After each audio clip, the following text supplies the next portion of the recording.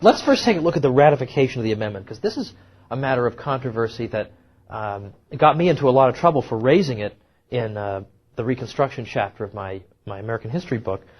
But I'm only repeating a totally mainstream interpretation. I found it hilarious. People had never even heard of this before. The argument that the 14th Amendment was not constitutionally ratified. I mean, the old National Review used to just take this for granted. I mean, old conservative publications, libertarians, all understood this.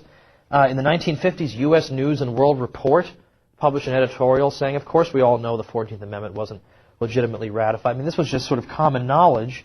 Now I say it today, and I get like Max Boot saying, oh my gosh, where did Woods get this crazy idea? Like I just invented it. It's sort of funny. Well, let's look at what is the claim being made here. There are a few factors to take note of when we look at the ratification of the 14th Amendment.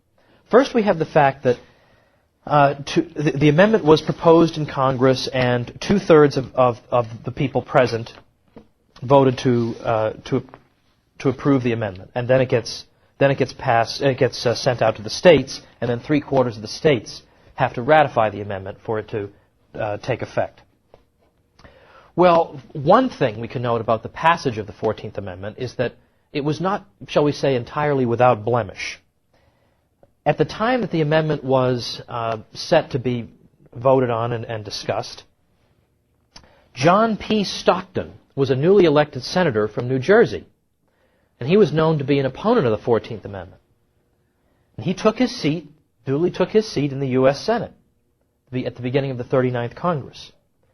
Well, informal canvassing of senators made quite clear that there was no 2/3 majority in favor of the amendment at that time.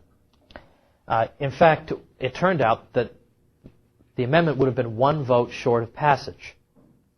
So, a motion was introduced not to seat John Stockton. But he's already been seated. This is the problem. He's already been seated. So you can't really vote not to seat somebody who has been seated. If he's been seated, and you want to get rid of him for one reason or another, you have to vote to expel him. But expulsion requires a 2/3 vote. They didn't have a 2/3 vote to expel him. So they voted not to seat somebody who had already been seated. Okay? I mean, it's sort of like, how can something be both A and not A at the same time and in the same manner? So they voted not to seat this man who had already been seated. And then they went ahead and voted to approve the 14th Amendment. Now that's, it's really not legal. It's right, not a proper procedure. But that's actually the least of the problems associated with the amendment. Then it goes out to the states. Now Tennessee ratifies the amendment. But here's how Tennessee ratified the amendment. The problem that was occurring in Tennessee was that opponents of the amendment were refusing to show up at the State House and thereby preventing a quorum. Okay, I mean, you have to have a certain minimum number of people present in order to conduct business. Well, opponents of the amendment thought one way to prevent its ratification is just not to show up, and then they wouldn't have a quorum. Well, in order to get a quorum, 2 of the anti-amendment Tennessee legislators were actually kidnapped and forcibly brought to the State House and declared to be present so that the vote could take place. Now, there are some sticklers, who think that kidnapping is immoral, who would throw, some doubt on this, the legality of this.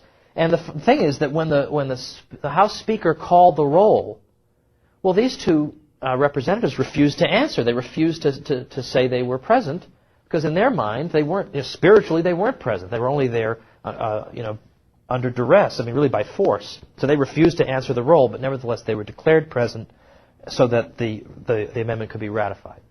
In Oregon, there was a situation that was at least as irregular as that one. In Oregon, you had a case where the legislature of Oregon voted on the amendment, and they voted to approve the amendment. But then it was discovered that 2 of the Republicans who had been elected in Oregon had actually not been legally elected. When they actually looked again at the votes, it turned out that Democrats had been elected in those 2 seats.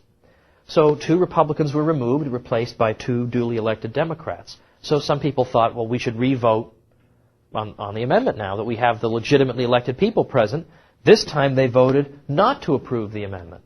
But they were told by the federal government, sorry, we take your first answer. Okay.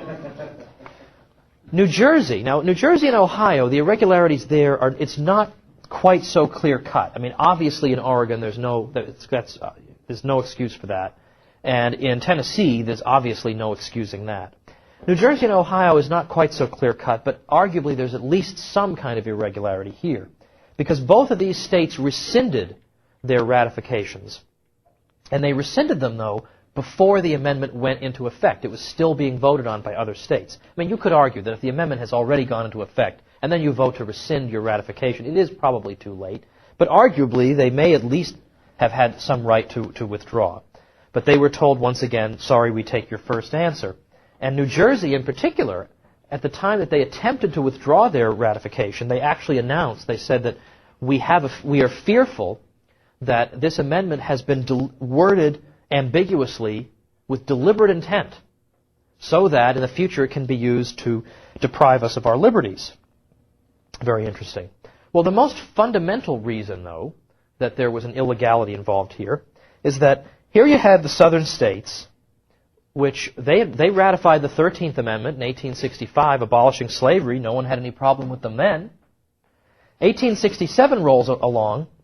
The radical Republicans in Congress, who are the wing of the Republican Party who favor, a very harsh settlement with the South, now that they're in power, in 1867 they declare other than Tennessee, they like Tennessee because Tennessee ratified the 14th Amendment, but other than Tennessee, the other former states of the Confederacy, the other 10 states, were declared in 1867 to be illegal, without legal governments. And they're going to be militarily occupied. They're going to be divided into 5 military districts. They're going to be deprived of self-government. They're going to have, in effect, military courts open. So that was all declared in 1867. That was said about the southern states. But at the same time, these same states were told you have to ratify an amendment to the Constitution. Now they're trying to have their cake and eat it too. Because either they're legal states or they're not. If they are legal states, then you shouldn't be occupying them with the military. If they're not legal states, then you can't ask them to ratify an amendment to the Constitution because they're not legal states. I mean, you may as well ask France to ratify an amendment to the U.S. Constitution. It would be perfectly irrelevant. So in other words, you're depriving them of all the privileges of statehood, but nevertheless you're going to impose on them one of the burdens of statehood.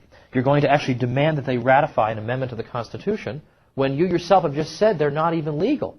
The states as constituted in the South are not legal. So it's been argued that therefore their votes could not have counted. In no way could an illegal state, by definition, that vote for the amendment be counted as a vote in favor of the amendment. I mean, that's not to mention the coercion involved here. I mean, there was one congressman who said that when the 14th Amendment was sent out to the states, Tennessee approved it, but the other 10 southern Confederate states rejected it.